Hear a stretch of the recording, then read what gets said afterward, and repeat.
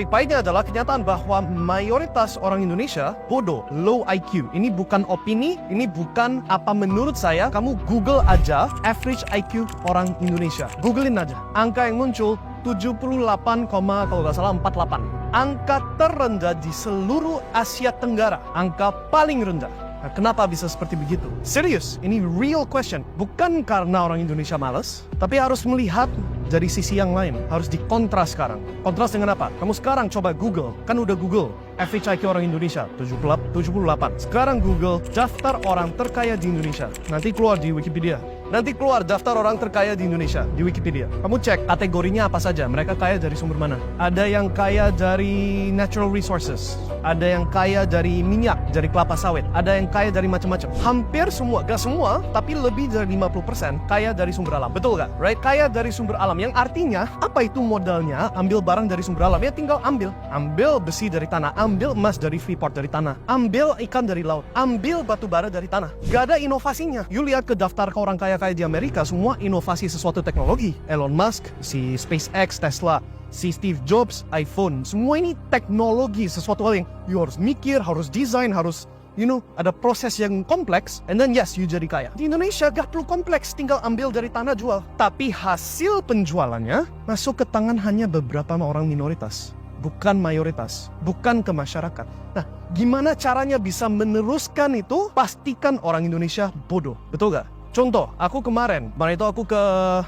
kemarin sih, beberapa tahun yang lalu. Aku ke daerah di Kalimantan, aku gak perlu sebutin persis kota yang mana. Dan aku lihat dari pesawat, tanahnya itu bolong semua. Kayak ada banyak pohon, terus bolong pasir. Di mana-mana, right? Terus di kotanya sendiri ada sungai besar. Dan di sungai besar ini 24 jam tanpa istirahat ada kapal gede-gede semua. Kayak kereta tapi keretanya isinya kapal semua. Dan di setiap kapal tumpukan 3 gunung batu bara. Right? Tumpukan 3 gunung batu bara. Non-stop 24 jam. Dan semua batu bara ini, semua hasil penjualan batu bara ini yang dijual kemana-mana. Ke Cina, ke I don't know where exactly, tapi pastinya ke orang yang bukan Indonesia. Larinya ke satu orang. Orang lokalnya tahu siapa itu orangnya.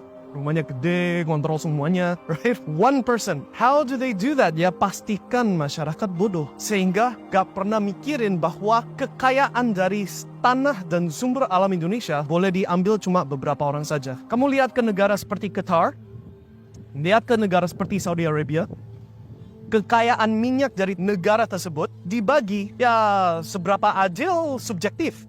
Tapi lihat Ferrari dan Lamborghini di pinggir jalan umum, betul gak? Orang Arab terkenal kaya-kaya semua, betul gak? Terus kenapa orang Indonesia gak rata-rata kaya semua? Ada 300 juta jiwa. Nah, ada argumen, karena saking banyak penduduknya gak bisa bagi segitu banyak.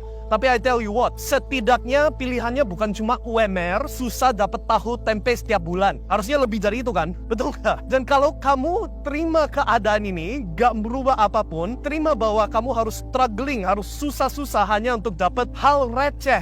Bukan sesuatu hal yang decent. Ya itulah yang dimaksud pastikan masyarakat bodoh. Sorry to say, ini aku bukan maksud, kalau aku bisa membahas topik ini tanpa menyinggung siapapun, aku pasti bentuk kata-katanya beda lagi. Tapi ini gak ada cara lain, aku harus omongin pahit-pahitnya. Kamu dibodohin. IQ 78 guys, paham ya? Kalau masyarakat Indonesia, bukan negara Indonesia, kalau negara Indonesia pasti maju terus. Tapi who is negara? Siapa itu negara? It's not orang UMR. I tell you that. Negara terima duit dibagi ke siapa? Dipakai oleh siapa? Aku gak mau ngomongin. You harus mikir. Paham ya? Justru mikir. Dan kalau you mau ada perubahan, ya ini sesuatu hal yang memang harus paksa. Gak bisa cuma memohon. Nope.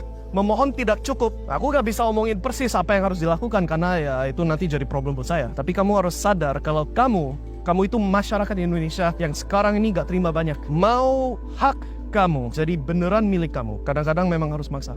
Paham ya? Nah, ngomong gitu. Kalau kamu gak maksa, kalau kamu terima apa adanya, biarkan hidup jalan sesuai apa yang ditakdirkan bagi saya, something like that, ya berarti sistem ini berhasil membuat masyarakat Indonesia IQ 78 dan begitu terus sampai sumber alamnya udah habis. Contoh, Freeport emasnya lari ke siapa itu? You Google sendiri deh, aku gak mau ngomongin.